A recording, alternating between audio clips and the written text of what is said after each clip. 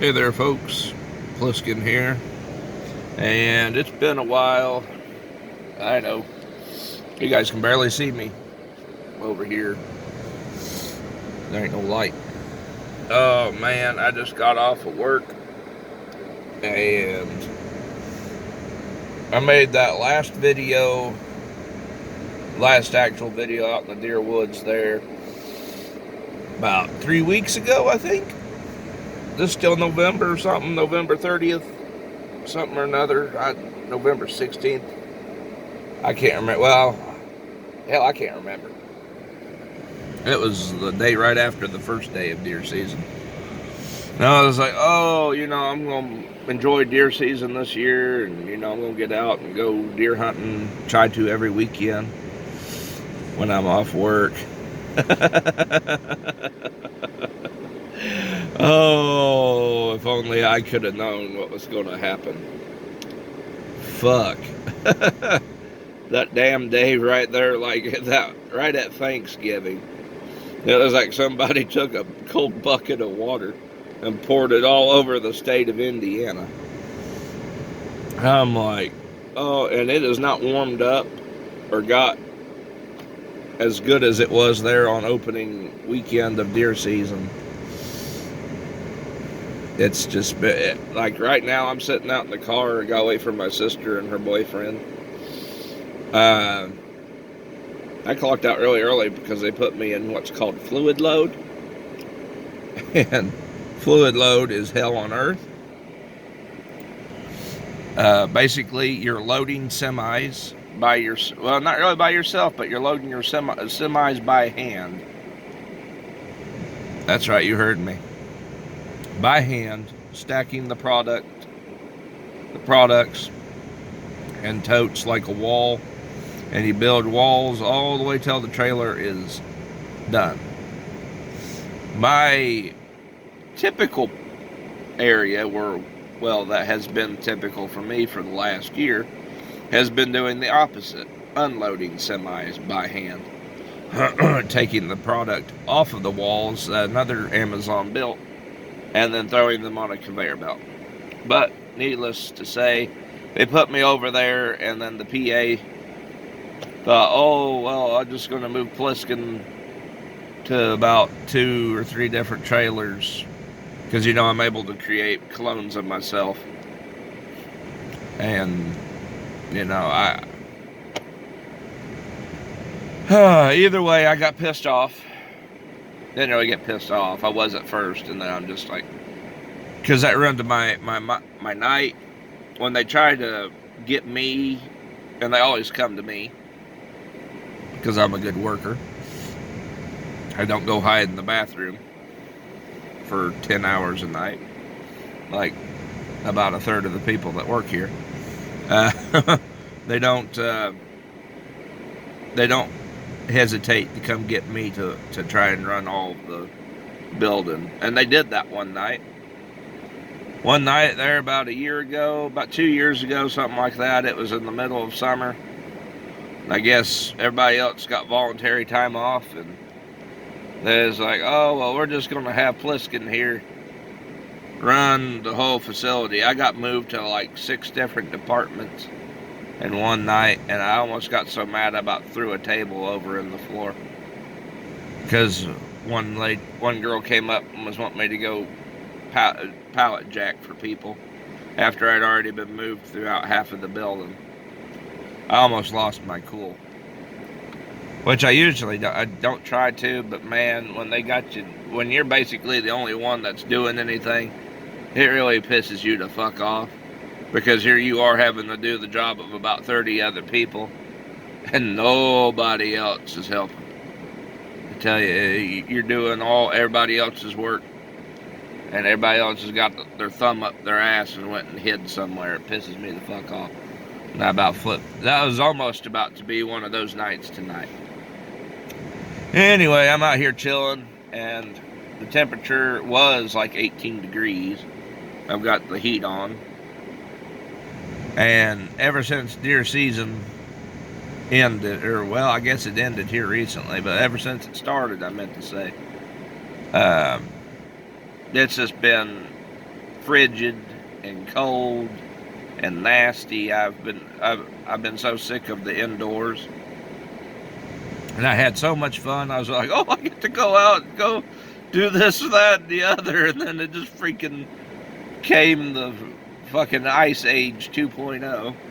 And then I got sick this most recent weekend that just ended. Oh, went to bed with a fever. And I still ain't really recovered from it. Every motherfucker in this place is sicker than the damn dog. They're all coughing and snotting and shitting and pissing everywhere and bitching and moaning. I ain't never seen nothing like it. Fucking motherfuckers will cough without covering their mouth and sneeze. And when they sneeze, you can see the fucking, like, saliva and snot just leave their mouth and go all over the fucking place. Like, what the hell kind of circus is that? And so it's no wonder I've got sick, and I'm still sick right now. So it's freezing cold, and been sicker than a dog, and the overtime, somebody, I guess somewhere, reamed them up the ass in total, because we're supposed to only get like 10 weeks of overtime, or 6 weeks, however it's supposed to be. Because they're only supposed to do it for so long, and then they got to quit and let us have a week or two of regular schedule. I looked on the board, and there about a week ago, we was on week 49 of overtime. No wonder I feel like I'm a bit... Oh my God. I'm just airing this all out. I've been meaning to make a video, but with everything going on, and, you know, being sick, I didn't feel like picking up the camera. But since I'm here and I've got time, figured I'd make a update video of sorts. So that's been on what my plate has looked like. Happy Thanksgiving to Pliskin, a big old fucking cow turd with maggots crawling through it. That's been my Thanksgiving here the last month. But anyway, on the gun front, nothing has changed. I cleaned out the AR-10 and the CZ and the Marlin 15YN. Figured that those were the last guns I shot, so I better clean them up. And then I wiped down the 1911 too. And then I'm going to do a video on this further. This next little bit I'm going to talk about. I went to bed last night, got on YouTube there a little bit, and was going to try and, you know, stay up so that way I would get some decent sleep, because I gotta stay up till 5 in the morning. The latest I can stay up till is about 8, and then I go to sleep and wake up at 5 in the afternoon, or 4 or 3. That way I can do work night shift. My whole sleep schedule is totally backwards from what somebody working on first shift would be. But anyway, I got on YouTube and I seen this video where somebody was like doing a trick with a 1911, where it's like, oh, if you just pull the hammer back on the 1911 down into that rear safety beaver tail, you can like let the hammer fall forward and decock it. And I was just sitting there, and there's people in the comment section saying that they'd prefer to carry a 1911 like that, with the hammer down on the firing pin with one in the chamber. And I'm just thinking to myself, I'm like, well, what in the world, like, where in the world did the need for a 1911 to, you know, be decockable come from? And there is a growing movement, or I suppose, and not really a movement, but it's been a common thing.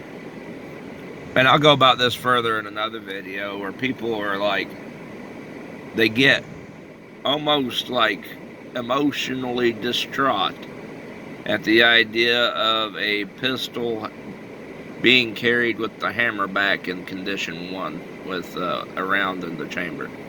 I've actually had people on my videos get mad or upset. Basically, I had a crybaby on there a year ago, and I made a little funny video. I just thought he was a one-off, but apparently that's something a lot of people are, I guess, they about have like a mental breakdown, is if somebody's carrying condition 1 with the hammer back on like a single action semi-auto with a safety. And somebody was getting upset on one of my videos about me carrying my CZ75 SPO1 that way, which is that's the way you got to carry it. And he was going on and on about something about manual of arms, something. You should carry that without one in the chamber with the hammer down on the back, with the chamber empty with the hammer down and the safety off. Like what the fuck? So I'll be doing a more in-depth video on the idea of that here when I get time. I don't know what. For one, I've seen enough videos on the channel Active Self-Protection to know that if you aren't carrying one in the chamber, you don't need to be carrying. It's condition 1 or leave it at home. Because I've seen a lot of people on that channel, Active Self-Protection, where they didn't carry one in the pipe and they thought, oh, I have enough time to pull it out and rack one in there. And when they pull it out and they go to rack it in there, a lot of the time they forget to rack. The anxiety and the adrenaline's running so hard, they forget to, rack around, and they just pull it out and point it at whoever, whether it be some dude with a knife or a gun, and they're like, they go right into the draw down on the target and pull the trigger, and it goes click. Ain't nothing, then they get smoked. I've seen about 6 or 7 people die that way on Active Self-Protection. So, I mean, if you don't want to carry with one in the tube, that's fine. But that don't sound like a good